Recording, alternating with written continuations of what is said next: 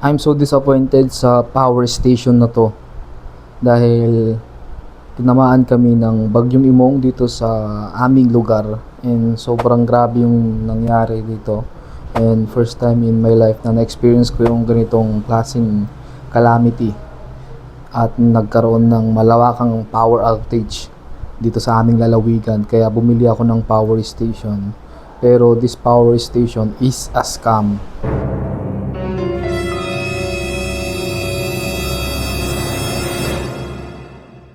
Pakita ko muna yung power station na to, ano yung meron dito. So dito sa harap niya makikita nyo dito na meron siyang dalawang AC ports, ayan, and meron siyang DC ports dito na 12 volts, and walang nakalagay kung alin dyan yung 20 ampere or 10 ampere. And dito naman is meron siyang USB ports at saka isang type C.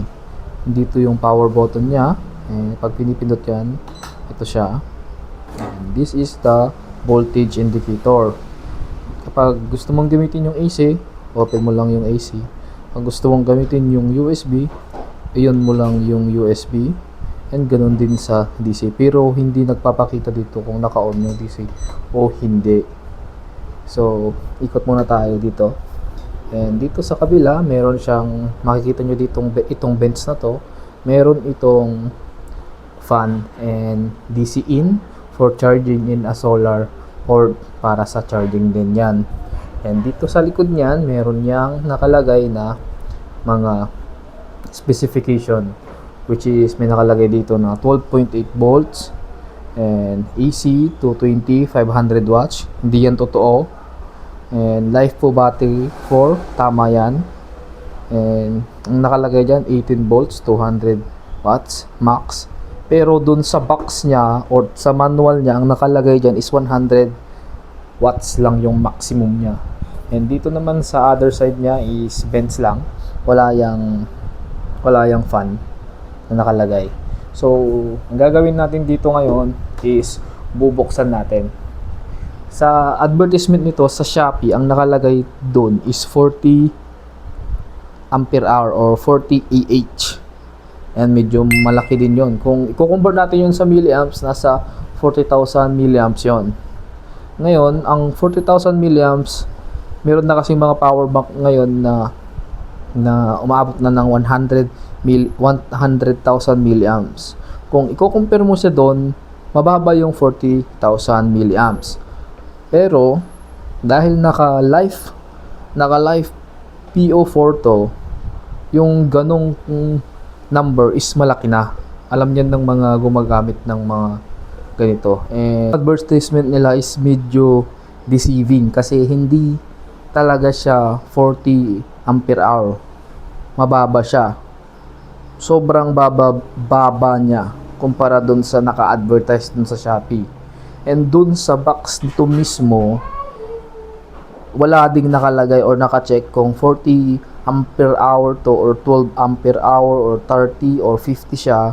Pero may mga nakalagay doon kung ano, pero hindi naka-check. And when I reach out sa seller, ang sabi ibabalik ko na lang daw. Pero bago ko ito ibalik sa kanila, gagawan ko muna ng review. Kaya ito siya ngayon. So ngayon bubuksan natin to para makita nyo kung totoo ba yung sinasabi ko o hindi.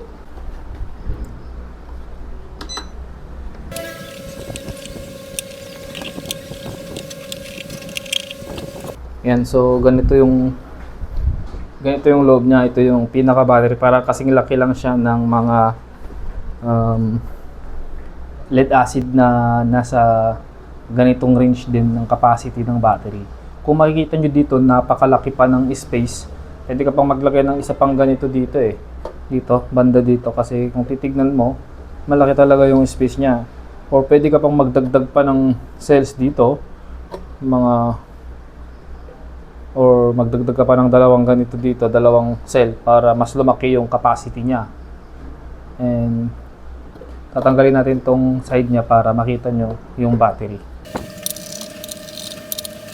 And ito yung battery. So tanggalin lang natin to. Ito yung inverter niya. Hindi ko alam kung Oo, ito yung inverter. Yan, papakita ko sa inyo na yung battery nito is 12 Ah lang siya. Hindi siya 40 Ah tulad nung naka-advertise sa Shopee. Ilalagay ko rin yung link nila dito para makita nyo yung sinasabi ko na ayan. Makikita na dito 12.8 12 Ah, hindi siya 40. Masyadong maliit to para sa 40 Ah na ganito. Yan. Ang capacity siguro ng dalawang to is dalawang 6,000 or 6 Ah pinagsama to make 12 Ah. Kaya kung gusto nyo bumili to ng ganito or nakita nyo na to sa Shopee, wag nyo nang bilhin kasi hindi siya maganda. Hindi maganda. At tumatagal kapag gumamit ka ng clip fan dito, pag gumamit ka ng clip fan parang hindi pa abot ng 8 hours mamamatay na siya. And makikita nyo yan ang pangit ng basta hindi maganda. Tignan nyo na lang yung kanya, yung tawag nun, inverter. Ang nakalagay dito is pati dun sa advertisement niya sa Shopee is 500 watts. Pero ang alam ko dito nasa 100 watts lang to. Yun yung totoo. Kasi 10 ampere lang to. Hindi siya papalo ng ganun kalaki. Limited lang yung kayang ibigay ng BMS. Or kung mali ako, pakicorrect na lang ako sa comments. Pero yun, iwasan nyo itong product na to, itong binta ng Sourfly. Yun lang.